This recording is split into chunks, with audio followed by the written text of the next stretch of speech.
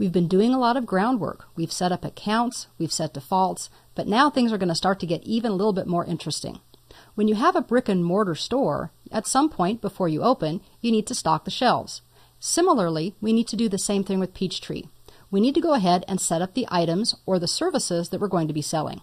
This actually is a fairly straightforward process, and we can access it by going to the Maintain menu. I'll come down to our inventory items, and I'm actually going to create two different inventory items. One is actually not an inventory item, it's a service, but we still enter it here, and the second will be a product that we actually do sell. I'm not going to type item ID. I'm going to go ahead and click on description because I want to show you something. I'm going to make this a full facial. Then I'm going to press tab. Because I did not enter the item ID and because I had some things set up, we notice that something happens. The item ID comes up as full facial. It basically copies the description. This is something that we were able to set up under our general options. You can turn it off if you don't like it. Now, sometimes you don't want it to be the full thing because sometimes the description is longer than you want to see, or sometimes you actually have product numbers that you prefer to use as the ID instead. For now, we'll go ahead and leave this the way it is and move over to the right-hand side of the screen where we get to see the item class. There's a drop down here, so I'll click on it. We can have items that we do stock, items that we can order but we don't normally stock them. We can create things that have a description only, which can be useful for making comments and notes on invoices. We can have services. We can have labor items. For example, if you were an attorney and you had only labor but not necessarily any product that you were selling, or maybe you were a gardener or a lawn maintenance company. And lastly, we have something called an assembly, which we'll talk about a little bit later. This actually is a service, so I'll make that selection. For these items, you always know if they are active or inactive. Like everything else in Peachtree, once we have some transactions based on it, we can't delete it, but we could make it inactive. When I have products that I no longer sell, for example. There's also a check mark that says, do we want this to be subject to commission? If I pay my sales staff on different things that they sell, then I would want to check this box so it could be calculated as part of their payroll.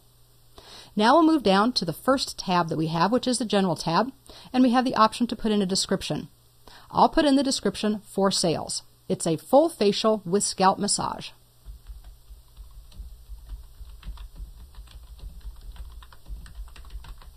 The description is what will show up on your invoices. So you want to make it descriptive, you want to make it grammatically correct with no typos, and it will also provide the opportunity for you not to have to enter it each time you make a sale, as well as making sure it shows up consistently on each of your invoices. I'm going to press tab, which moves us down to the price for level 1. I am only using one price level in this particular example, but I'll go ahead and enter that here as $85. If I were working with price levels, I could go ahead and click the little arrow to the right. This shows us our pricing levels that are available in Peachtree, and you can see that we can have levels 1 through 5. While we can enter prices in the Pro version, remember that the Pro version does not offer us the opportunity to use calculations in order to update prices. So that is a limitation. Again, I'm not actually using this, so I'm going to say cancel. And I'll move down to my next field, which is last unit cost. This will ultimately be calculated based on our type of costing method and what we've ordered and how much it cost us. But to start, I'm going to say that there's a last unit cost of 0. Why? Because this isn't a product. This is actually a service. So really there isn't a unit cost, or at least not one that we're going to enter. If you wanted to get tricky with some very heavy accounting and you wanted to put in things like overhead and labor, you could do that. I'm going to keep it simple. On the right-hand side, we have the accounts that are going to be working in the background when we sell this account and when we pay people for it, as well as our cost of sales account. Right now, this is being attributed to the sales of hair services, but this isn't a hair service. So I'm going to click, and I'm going to do this a little bit differently. I could click the magnifying glass to display my list, or I could just type in a new account. I'm going to press backspace, and instead of 40,000, I'm going to make this 40,100. Notice as soon as I begin to type, it displays the drop-down list, so I kind of get that anyway without having to click on it. And it shows me that it's not highlighting anything in the list. That means that right now, there is no account number 40,100 in my list. If I leave it there anyway, and I press Tab, you'll see that it flashes for just a second, telling me this is a new item. I can continue to work with adding this item, but when I go to save it, I'm going to be prompted to create the sales account for $40,100. That's really nice because it doesn't mean I have to worry about setting all of this stuff up ahead of time. It makes it really easy. Well, I'm going to press Shift Tab, and I'm actually going to choose an account that does exist.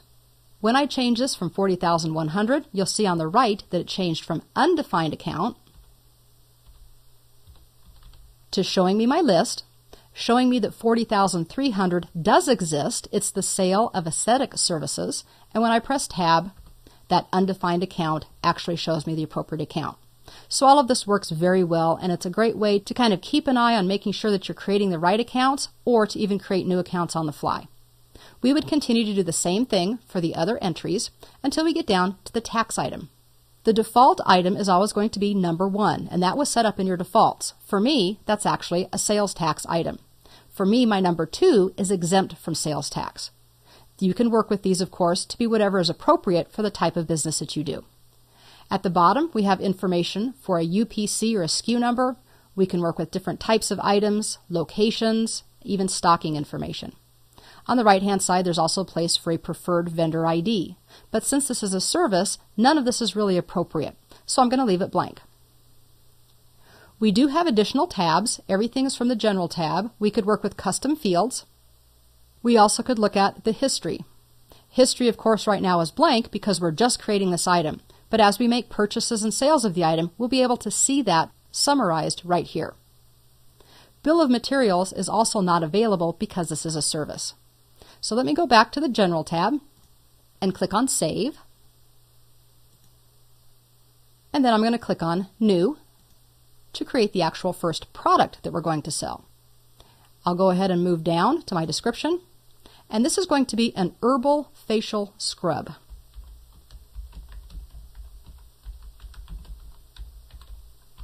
When I press Tab, as we'd expect, it actually uses that as the item ID.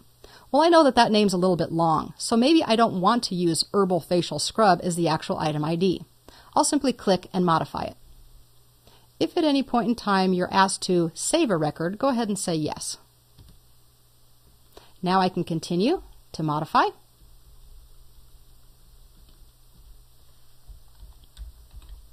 And we'll just call this Herb Scrub. Very simple. Now I'm going to press Tab one more time, get over to the right-hand side, and this actually is an item we're going to keep in inventory, so I will leave it as the default, which is a stock item. Again, we can move down into the General tab, and we have a sales description, just like we did before.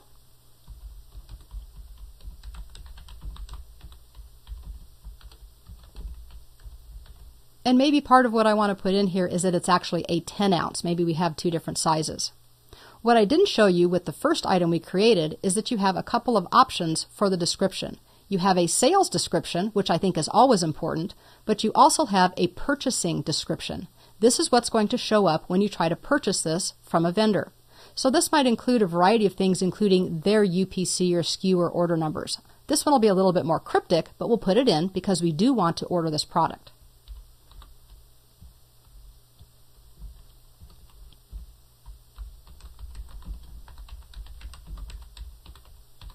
Now you'll notice that my HS103 came in as red, and that's okay because that's my spell check. It doesn't mean that there's anything wrong with it, it just means that HS103 is something it doesn't recognize as a word. I love spell check because sometimes I get typing faster than my brain can think and I get little typos. This will help draw my attention to it. Now we do have a little bit more information here that we need to work with because this is a stock product item. So let me press Tab. And our price level is going to be, let's say $28. Then I'll press Tab, press that twice, and we come down to last unit cost. In this case, we do have a cost associated with selling this item. We're going to sell it for $28, but it actually costs us $8.13. Last unit cost is entered the first time here. But from this point forward, based on my costing method, Peachtree will help keep track of it based on how much I pay each time I order. So if I ordered 10 at $8.13 and then another 10 at $8.50, it would know when to adjust the cost. I think that's great because I don't have to keep track of the difficult stuff. This is where knowing first in, first out, last in, first out, or averaging is going to be important. Usually with products that have an expiration date or a shelf life, you're going to want to sell the oldest ones first, or first in, first out. Again, you could have a UPC or a SKU number, item type, location, or stocking. You also can have the weight, and this is really important if you're going to be shipping products. We're not going to be doing shipping, so I won't worry about tracking that. Because this is an accounting program, on the right-hand side, we need to work with the accounts again, and we need to talk about the GL sales account, as well as the inventory account and the cost of sales account. You'll notice that right now, resale product is our GL inventory account. So when we purchase it and it's sitting in inventory, this is our COGS account. We also have our cost of goods sold. What isn't correct is our sales hair services. And this is going to be maybe the same as it was before, where we didn't want hair services, but instead we want resale products. For our actual facial, it was an aesthetic service, but this is a product, so it's going to be a little bit different. Next thing we need to do is come to the bottom right, and this is where we get some calculations going on. Peachtree is going to keep track of our quantity on hand, quantity available, purchase orders, those types of things. What we need to enter is what we want our minimum stock to be, and I'm going to say that that's going to be 5 units. And we want to reorder when we get to 7, that way we never get down below our 5. And then we can put in a preferred vendor. Our preferred vendor is actually called Scrubs Manufacturing, but I'm going to abbreviate that because remember, this is an ID. This vendor does not exist, so when I press Tab, I get the little blinking thing. The little blinking thing, though, can be a good eye-opener to you. If you think a vendor or anybody else should exist, and when you type it in it blinks, it probably means you have a typographical error. So take a look at that. The last thing is a buyer ID. This would actually be a person who's on my staff who is in charge of purchasing this item. Obviously, if we want to do the right kind of reporting for that, then we would need to know the buyer ID. Since I don't have a buyer ID, I'm going to leave that blank. That's pretty much it. Again, we could have custom fields and history, but none of those are appropriate, so I'm going to go back to General, and I'm going to save. This time, because Scrubs Manufacturing does not exist, we're going to click on Setup and go ahead and continue that before we get done so that we can save the item and the vendor all at the same time. The vendor ID is already there because that's what I added on the previous form. All I have to do is add the real spelled out name.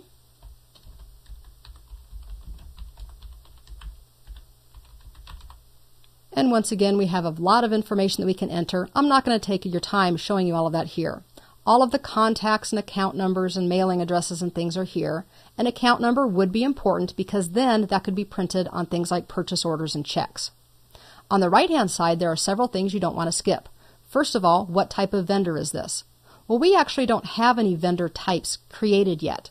But an example might be to create vendor types for those you purchase your products from that you resell, versus people who are just vendors for maybe the overhead of the business, like lawn care or utility companies. I'm going to create a wholesaler account. But what you'll notice is I run out of space after the SAL. There actually is a limited number of characters you can use for vendor type. So I have to get a little bit more creative here. I'm going to abbreviate wholesaler. And maybe I'll just call it wholesale. I'll press Tab. The next is a 1099 type. Corporations do not receive 1099s, neither do contractors to whom you pay less than $600 a year, so this particular answer is none. We could also choose if we're providing interest, you get those from your bank all the time, or if they are an independent contractor. We'll leave none selected, and the next thing is the expense account. So, what does Scrubs Manufacturing go to? Once again, we have our entire list here of things that we can purchase and accounts that we can attribute them to. Maybe this would be my resale product inventory. Telephone numbers, fax numbers, emails. Once you get this information in, you can also click this button to copy your mailing address as your remit to address as well. And down at the bottom, it shows customizable fields. Now, Office Manager, Account Rep, and Special Note are ones that are included automatically by Peachtree. But if you want to add your own fields for things that you need to track, you can click the link at the bottom that says Customize these fields for your business. Just like everything else we've looked at, we also have multiple addresses, history, and even purchase information. We're going to keep it simple at the moment, and we're just going to go ahead and save this and close it. This brings us back to our Maintain Inventory Items window because that's what we were originally creating. We're going to go ahead and save this again because we did save that vendor. And then we'll close this window as well. So, even though it seems like we did an awful lot, we actually started easily. We just did Maintain Inventory Items. We were able to add services and inventory items, as well as a variety of other things. We just didn't show you examples of them. And on the fly, we were also able to add things like vendors. This all makes setting up to sell actually a very simple process, even though I was talking about a lot of the details. But it's really quick when you know your own products and your inventory. It can be done very quickly, even with large numbers of products.